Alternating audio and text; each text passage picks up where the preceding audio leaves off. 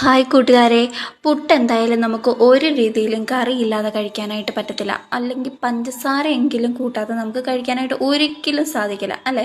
പക്ഷെ എന്നാൽ ഈ പുട്ടിൻ്റെ പ്രത്യേകത എന്താണെന്നറിയാവോ? ഇതാണ് ക്യാരറ്റ് പുട്ട്. ഒരുപാട് പണിയൊന്നും ഇല്ലാതെ പെട്ടെന്ന് തയ്യാറാക്കാൻ പറ്റിയ ഒരു വിഭവമാണിത്. ആദ്യമേ തന്നെ പുട്ടുപൊടിയിലേക്ക് അല്പം ഉപ്പും പഞ്ചസാരയും തേങ്ങാപ്പാലും കൂട്ടി മിക്സ് ചെയ്ത് ഒരു 10 മിനിറ്റോളം റെസ്റ്റ് ചെയ്യാൻ വെച്ചിരുന്ന ആ വീഡിയോ എൻ്റെ കയ്യിൽ നിന്ന് മിസ്സായിപ്പോയി. സ്റ്റോറേജ് ഫുള്ളായപ്പോഴേക്കും പോയതാണേ.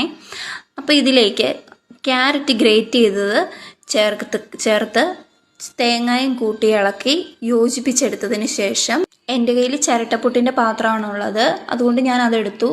അതിലേക്ക് തേങ്ങാപ്പീര വെച്ചതിന് ശേഷം നമ്മുടെ ഈ മിക്സും ചേർത്ത് നന്നായിട്ട് അടച്ചു വെച്ച് വേവിക്കാനായി വയ്ക്കാം.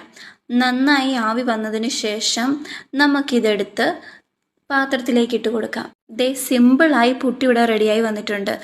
ഇത്ര ടേസ്റ്റോടെ ഞാൻ ഒരിക്കലും പുട്ട് കഴിച്ചിട്ടില്ല. ഒരു കറിയില്ലാതെയും ഞാൻ ഇതുവരെ പുട്ട് കഴിച്ചിട്ടില്ല കേട്ടോ.